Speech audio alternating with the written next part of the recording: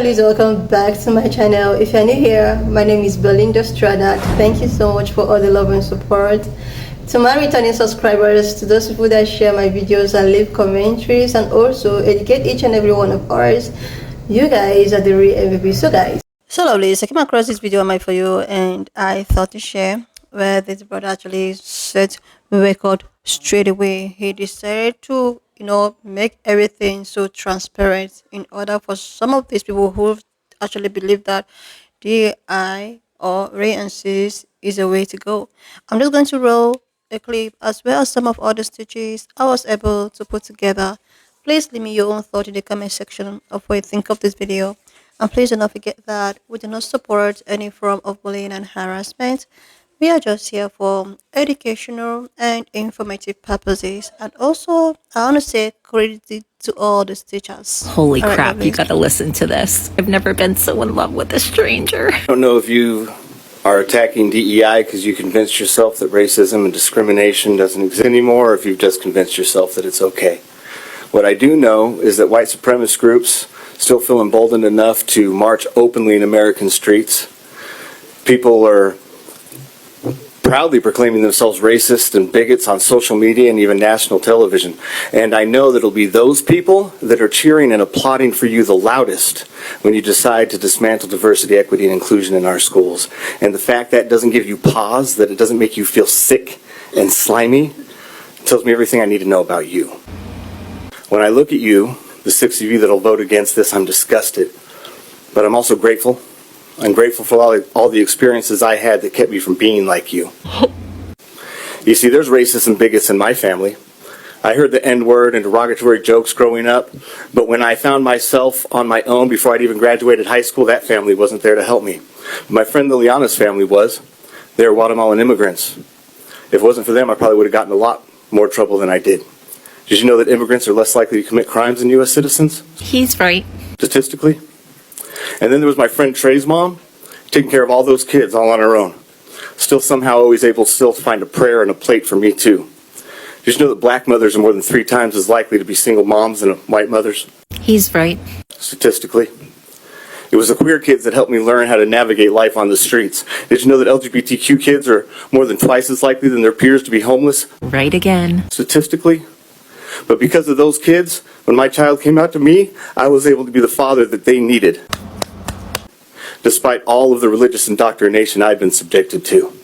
Did you know it's more likely your priest will be a predator than your kid will be trans? Dang. Statistically.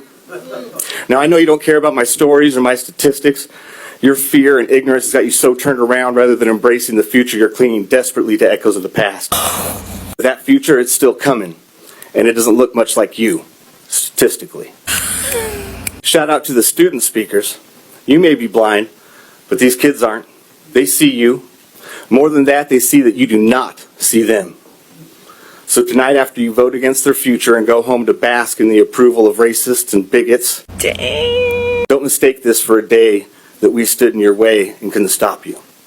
No, today's the day you decided to stand in the way of these kids and their future. And someday, sooner than you think, they're going to run right over you and not even look back.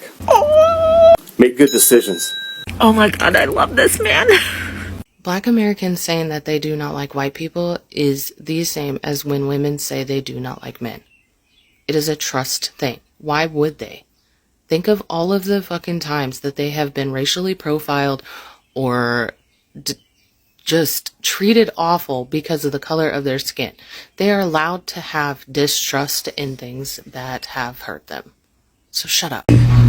You know, I do believe I blocked you before and you're back, but that's all right. I'm going to answer your question. I would have answered it sooner had I seen it. This oppression has been here since its inception, this country's inception. This country was built by enslaved Africans who were subjugated, tortured. The worst conditions humans have ever lived in to record, okay? And this oppression has been viewed by European Americans for the entire time, so fucking long that it has become normalized to European Americans.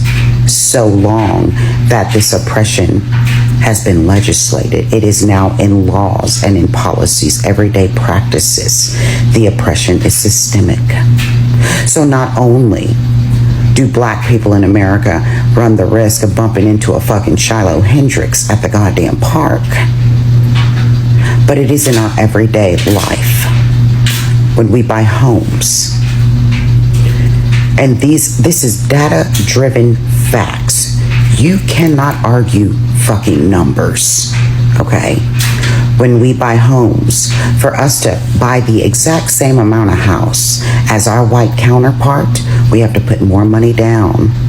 With the same or better credit, we have to put more money down, and we pay higher interest rates because I choose to live amongst my people.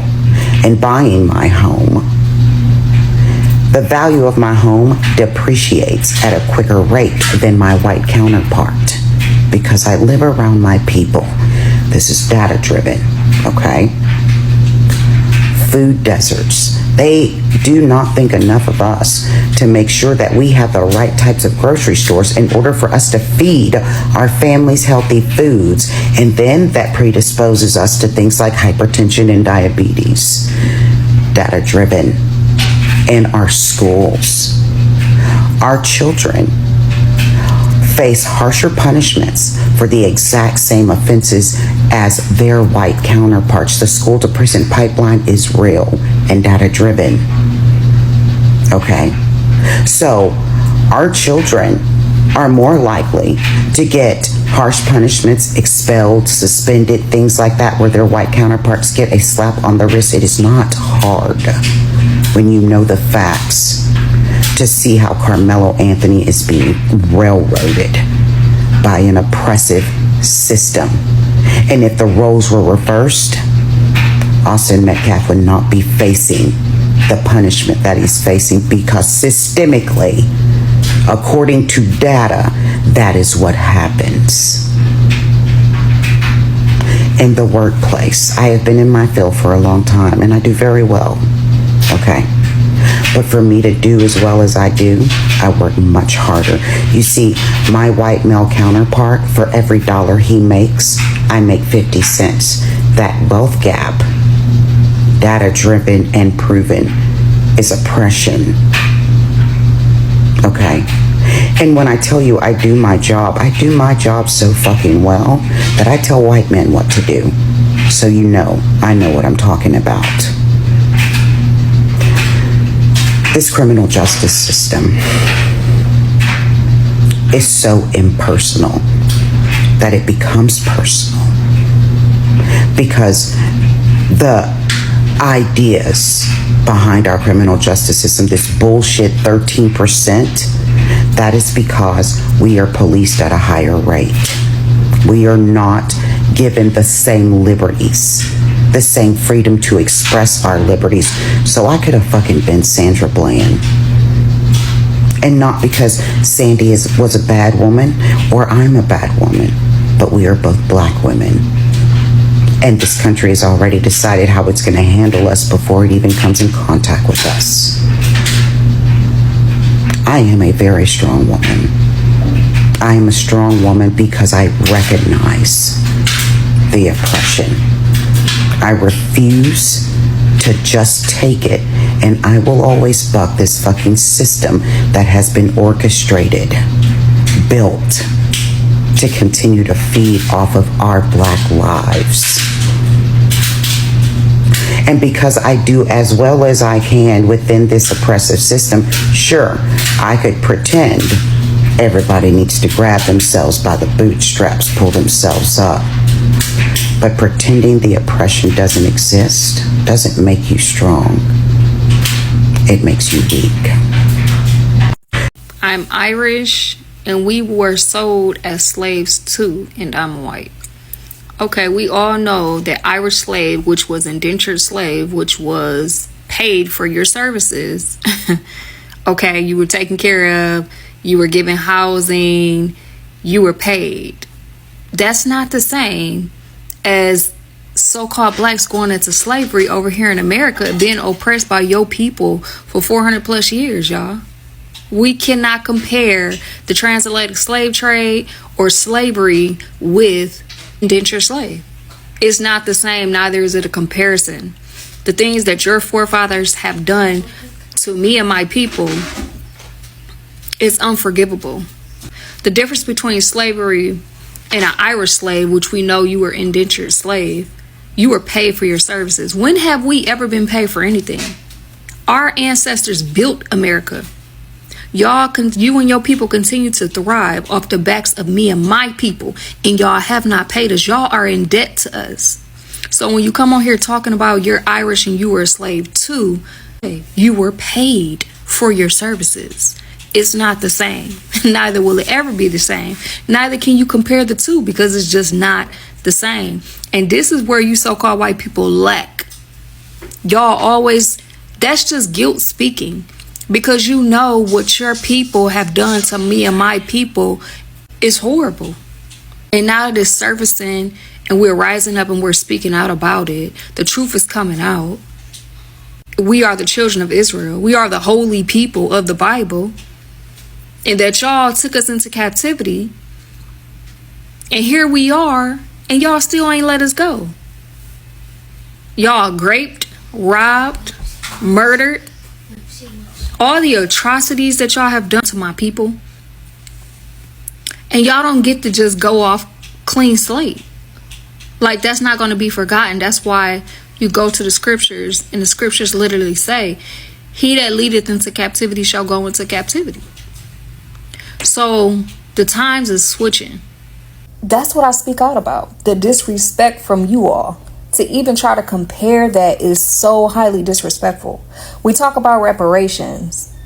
And your forefathers, y'all constitution here in America, y'all still ain't gave us reparations. Y'all still not have paid us for our services. And you have the nerve to come on here and compare yourself to us and compare you and what you and your people went through to what we go through.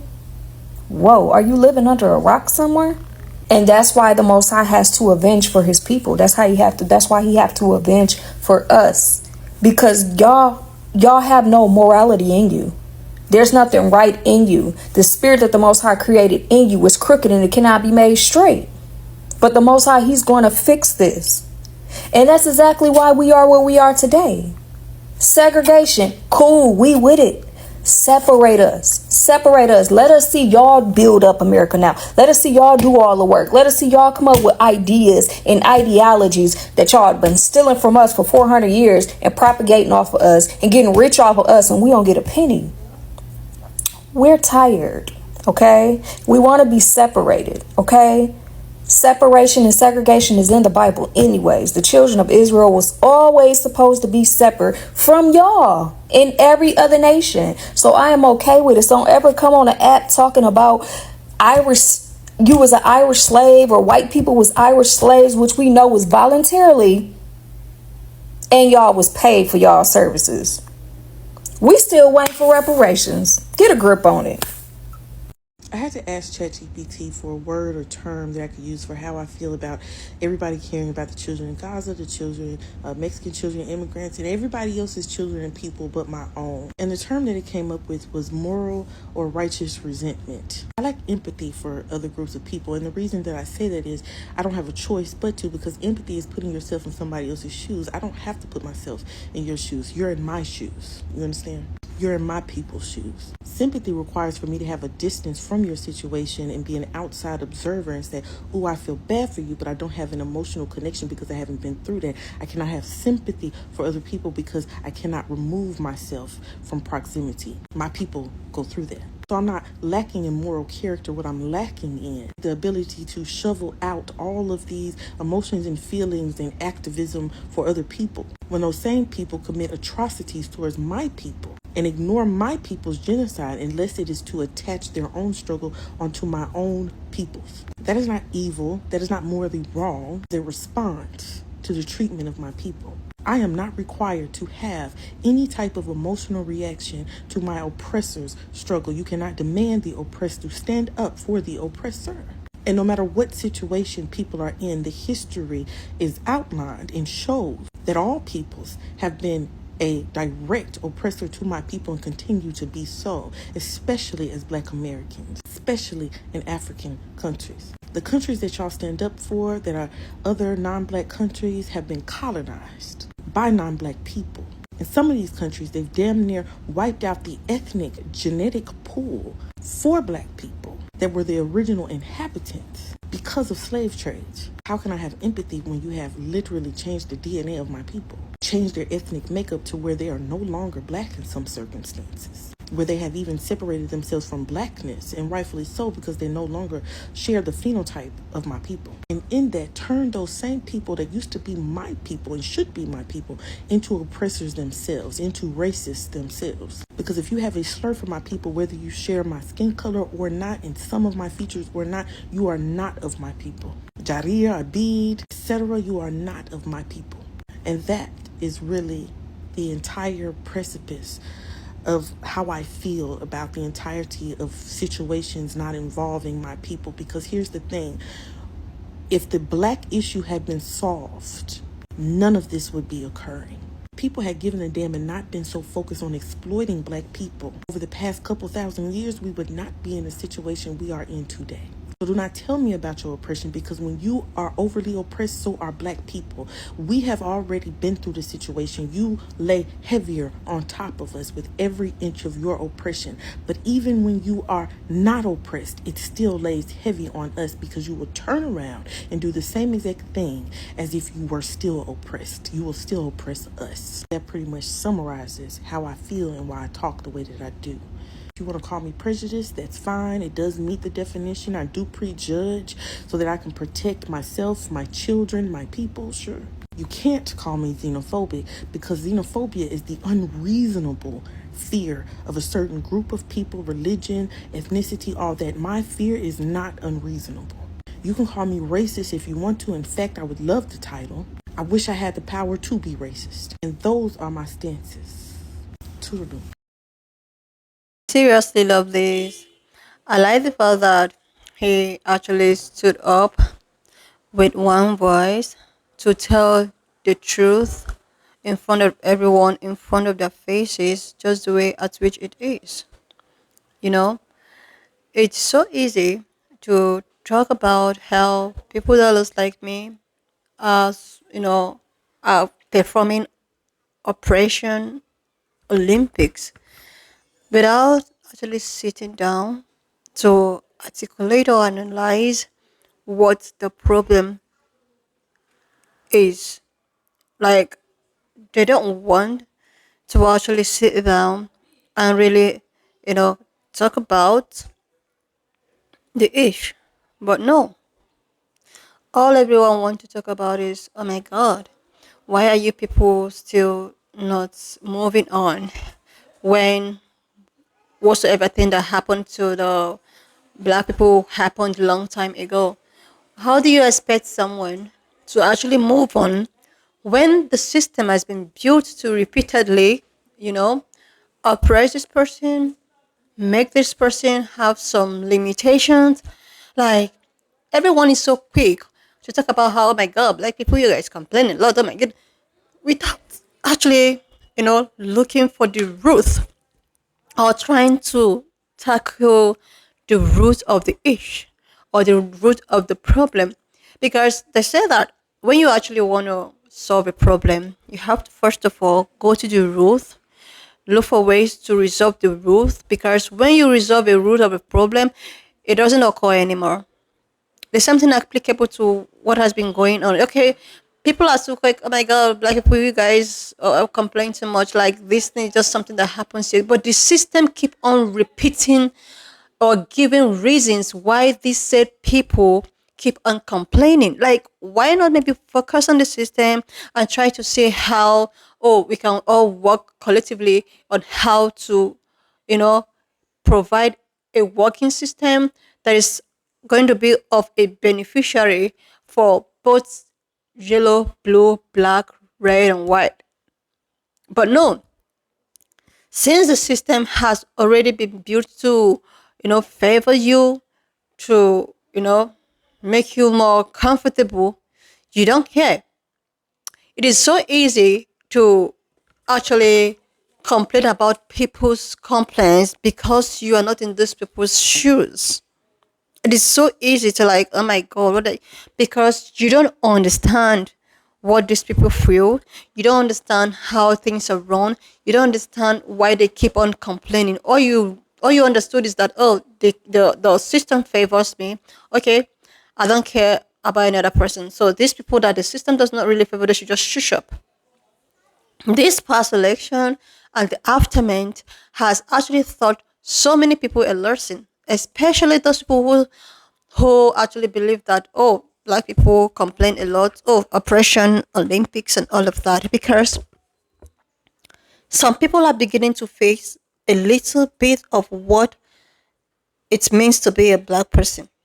Some people just, experience while caught, and they're already screaming. They're already, oh my god, I can't take this anymore. They're already screaming at the top of their voices because they cannot take it. But it's so okay when these people, faces it and take it, but they shouldn't complain. When they complain, you tell it, oh my god, why are you always repeating what have happened in the past? If it's what has happened in the past, why is it that it's the system keep making the past not to go away? You know? Why? People should also ask questions like that. It's not all about pointing fingers. Like the other comment section, someone left at a sister's post, like, oh my god, if it's something that happens long ago, why are you still feeling? No, like the system makes it the way it is. That was why when people were like, okay, let's just go for lesser E. People were like, oh, why would you want former VP to be the black people wanted that because they felt that with her being there, it might actually give a little bit of diversity. Like, people might be, even if there will still be a lot privilege, because Pankala people will still get their 100% privilege, but other minority group will still have a say. That was just what it was all about. But people actually thought that, oh, black people are still not even gonna benefit 100% if VP was actually former VP was in this set position. But other minority might even benefit more than black people. But these minorities never want anything good. They actually thought black people are doing this for their own selfish reasons, or they wanted you to vote for Kamala because of their own selfish reasons. No, people that looks like me have always been selfless. They've always been selfless, but people do not understand how these things works. You know. Anyway, I want to use this video to say a very big shout out to the creators, the people that stitch their videos. You can just go check them out on their various social platforms and support them. And also, I'm going to be leaving their handles so that you can easily search them on all of the social platforms. And thank you so much for all the love and support. And I will see you lovelies when I upload the next one. Thought in the comment section of what you think of this video. Please love this. If you've not subscribed to this channel, do your girl a huge favor to click on the subscription button, like, and I will see you lovelies when I upload the next one.